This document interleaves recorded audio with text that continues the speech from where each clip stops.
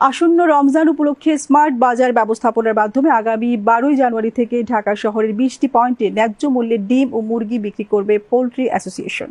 এছাড়া নিত্য প্রয়োজনীয় খাদ্যপণ্যের বাজার মূল্যের ঊর্ধ্বগতি নিয়ন্ত্রণ এবং জনজীবনে স্বস্তি ফেরাতে ঢাকা জেলা প্রশাসনের উদ্যোগে জনতার বাজার চালুর উদ্যোগ নেওয়া হয়েছে। বিস্তারিত এমদাদুল হক পল্লবীর রিপোর্টে।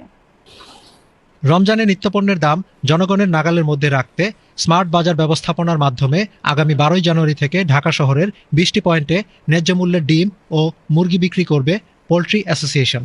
পরবর্তীতে পর্যায়ক্রমে 100টি পয়েন্টে সীমিত লাভে ডিম, ফ্রোজেন মুরগি এবং অন্যান্য কৃষিজাত পণ্য ন্যায্য মূল্যে বিক্রির কার্যক্রম শুরু করা হবে।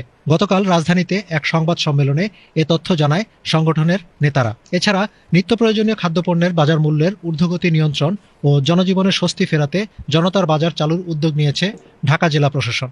গতকাল এক মতবিনিময় সভায় এই ঘোষণা দেন ঢাকা জেলা প্রশাসক। তিনি জানান, মধ্যস্বত্বভোগীদের প্রভাব এড়িয়ে কৃষক ও ভোক্তাদের মধ্যে সরাসরি সম্পর্ক স্থাপন করার লক্ষ্যে আগামী ফেব্রুয়ারির প্রথম দিন থেকেই একটি বিশেষ বাজার চালু করা হবে। এ বাজারে মাছ, মাংস, দুধ, ডিম ও সবজি সহ নিত্য প্রয়োজনীয় পণ্য সাশ্রয়ী মূল্যে সরবরাহ করা হবে। বাজার ব্যবস্থাপনার জন্য সরকারি জায়গায় অবকাঠামো নির্মাণ করে স্থানীয় উদ্যোক্তা, শিক্ষার্থী ও বেকার যুবকদের সম্পৃক্ত করা হবে। বাজারে শুধুমাত্র খুচরা বিক্রির ব্যবস্থা থাকবে এবং পণ্য ক্রয়ের জন্য একটি নির্ধারিত মূল্য তালিকা অনুসরণ